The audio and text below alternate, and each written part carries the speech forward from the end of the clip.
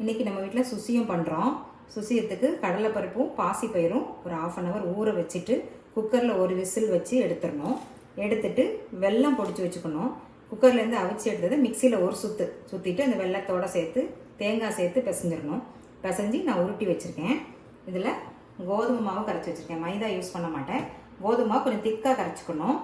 இந்த உருண்டையை எடுத்து இதில் டிப் பண்ணி நம்ம எண்ணெய் காய வச்சுருக்கேன். அந்த எண்ணெயில் போட போகிறோம். ஓகே, இல்லையா கோதுமை மாவில் டிப் பண்ணி ஆயிலில் போட்டாச்சு. பாருங்கள் எப்படி சுசியாக வந்திருக்குன்னு